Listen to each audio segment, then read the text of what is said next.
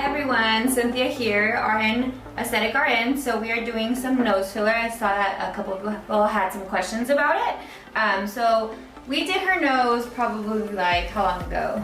5 months. Like about 5 months. Her hump's barely starting to come back a little bit here. So we only did a half syringe. So today we're gonna do Voluma, which is gonna be a little bit thicker substance. Last time we did Wrestling Kiss, so it was a little softer. But people were talking about pain-wise, longevity, what product I use. So it all depends what on the aesthetic, pretty much your profile of you. So she has more of a hump. If you had a hump here, which is your dorsal hump, we would add some filler there. We would do some here, and then to lift the tip, we could do it this way. So there's all different types of products you can use. Usually I like to use Restylane Lift or Voluma since you get more longevity with that.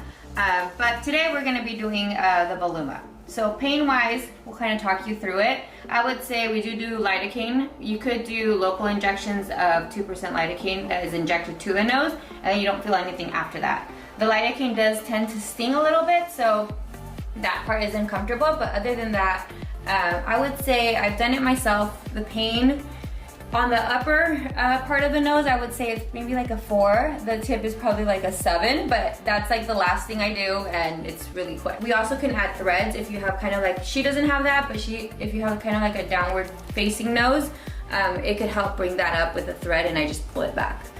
So that's an option. You could do both, you could do one or the other. Usually a combination of both is probably the best. So we're gonna get started and do her nose. Longevity, you should get probably anywhere between 5 months to like 8 months, and then you come for a touch-up. It just depends how much filler we put in there. You ready? Mm-hmm. So yeah, it just depends how much filler we put in there is how much longevity. It also has a lot to do with your own metabolism. So if you tend to work out a lot, if you sometimes if you wear glasses, and it's on your dorsal hump, you'll see a dent here.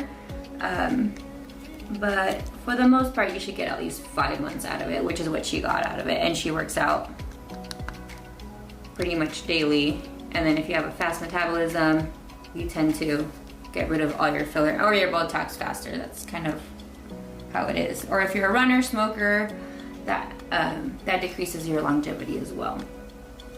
The defect first, it's literally filling the area that needs to be brought up. As you can see how just a little bit brought that up. Do a little bit here so it could be more centralized. So pain-wise, Erika, how much? 0 to 10? 0. She has no pain whatsoever.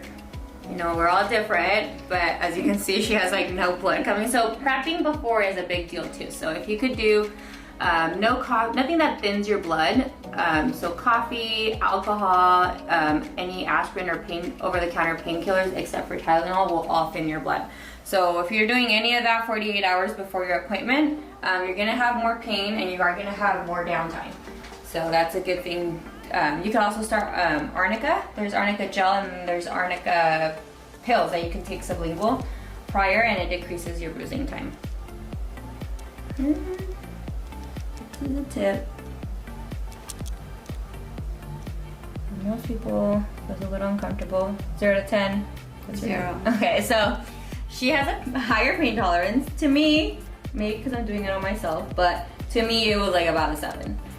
Usually I'll even numb the tip just with a little bit of lidocaine. That way I don't feel anything. But a lot of people don't like that sensation of being numb.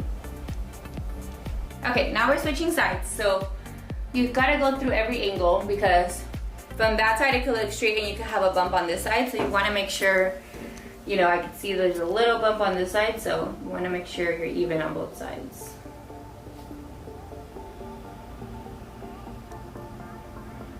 Usually after the nose filler, I'll save some of your syringe just for a couple days or at least a week when you come back for your touch-up, just because the nose is cartilage and it does tend to swell, and it looks really good, nice and straight the first time, and then once you know the swelling goes down, you're like, oh, I'm seeing my bump come back. So that's why I save some of your syringe so we could do a touch-up. So after procedure, I would say you feel kind of sore It might look a little bluish purple just because of the bruising. You should not feel any like numbing sensation, any of that. That is a medical emergency, so you definitely have to come back to your injector if you feel like you're numb or it's cold. That means that there's an occlusion, so you got to make sure that, you know, if you don't decide to come to me or you go somewhere else, you have to make sure that they tell you the protocol if that were to happen. So pretty much just come back, we inject you with something called Hylenex, and it dissolves the filler as it was occluded into your artery. But doing a little at a time helps, and then making sure that you go to an injector that knows what they're doing or has been doing it. Final result.